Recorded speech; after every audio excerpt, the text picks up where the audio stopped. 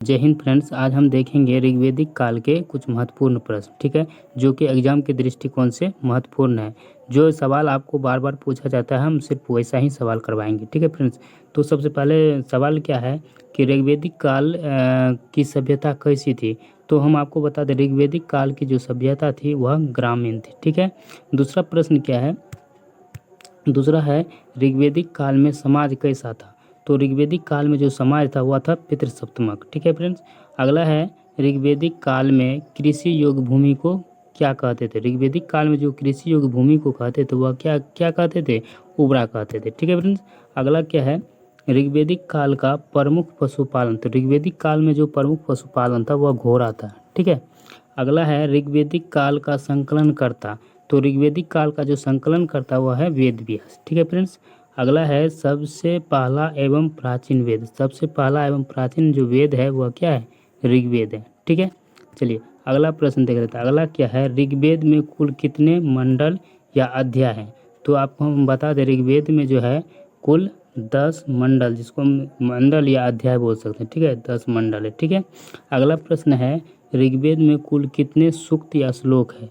तो ऋग्वेद में हम आपको बता दें 1028 सूक्त है। ठीक है फ्रेंड्स, अगला प्रश्न क्या है, ऋग्वेदिक काल की जानकारी कहाँ से मिलती है। तो ऋग्वेदिक काल की जानकारी जो है ऋग्वेद से मिलता है। ठीक है, अगला प्रश्न क्या है, ऋग्वेद के 10वें मंडल में किसका उल्लेख है। तो ऋग्वेद के 10वें मंडल में जो है वर्ण व्यवस्था का उल्लेख है। ठीक है, अगला प्रश्न क्या है, वर्ण व्यवस्था किस आधार पर बटी थी।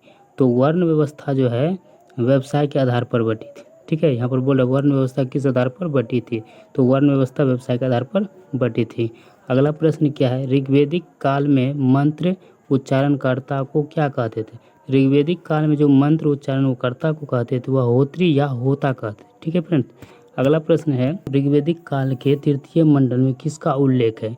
तो ऋग्वेदिक काल के जो तृतीय मंडल में गायत्री मंत्र का उल्लेख है। ठीक है फ्रेंड्स, जो कि सावित्री देवता को समर्पित है। तो इसका रचना कौन किया था, इसका रचना जो है विश्वामित्र द्वारा किया गया था। ठीक है, अगला प्रश्न है कि ऋग्वेदिक काल के 7वें मंडल में किसका उल्लेख है। तो हम आपको बता दें, ऋग्वेदिक काल के 7वें मंडल में दशराज्य युद्ध का उल्लेख है। ठीक है, ऋग्वेदिक काल के 7वें मंडल में जो है दशराज्य युद्ध का उल्लेख है, जो सूरदास और 10 लोगों के बीच लड़ा गया था। ठीक है, ये पूसी या रावी नदी के तट पर लड़ा गया था। ठीक है, जिसमें क्या है सूरदास का विजय हुआ था। ठीक है फ्रेंड, जिसमें सूरदास का क्या हुआ था, विजय हुआ था। ठीक है, अगला प्रश्न देख लेते हैं। अगला क्या है,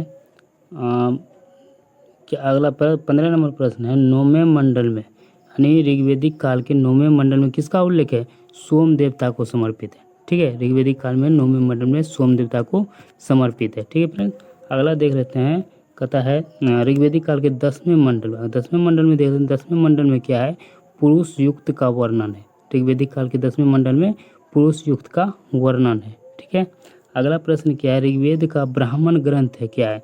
तो ऋग्वेद का ब्राह्मण ग्रंथ है ऐतरेय तथा कौशिकी है। ठीक है, अगला प्रश्न है, ऋग्वेद में गंगा का उल्लेख, ऋग्वेद में जो गंगा का उल्लेख एक बार किया गया। ठीक है, जबकि यमुना का उल्लेख 3 बार किया गया है। ऋग्वेद में यमुना का उल्लेख 3 बार किया गया है।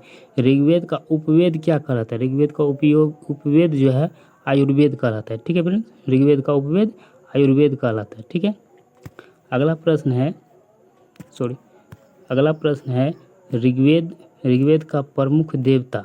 तो ऋग्वेद का प्रमुख देवता इंद्र को कब माना जाता है। ठीक है, जिसका उल्लेख 250 बार किया गया है।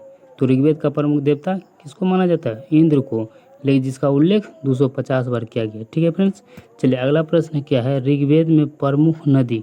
तो ऋग्वेद में प्रमुख नदी सिंधु को माना जाता है। ठीक है, लेकिन पवित्र नदी की बात करें तो पवित्र नदी सरस्वती को माना जाता था। ठीक है फ्रेंड्स, चलिए अगला प्रश्न देख लेते हैं। अगला प्रश्न क्या है, ऋग्वेद में कितने नदी का जिक्र किया गया है। तो ऋग्वेद में 21 नदी का जिक्र किया गया है। तो फ्रेंड, इस टॉपिक से हम कुल 23 प्रश्न लिए थे। ठीक है, जो कि एग्जाम के दृष्टिकोण से अति महत्वपूर्ण है फ्रेंड्स। ठीक है, अगर आपको यह वीडियो से कुछ जानकारी मिला है तो प्लीज़ सब्सक्राइब ज़रूर करें।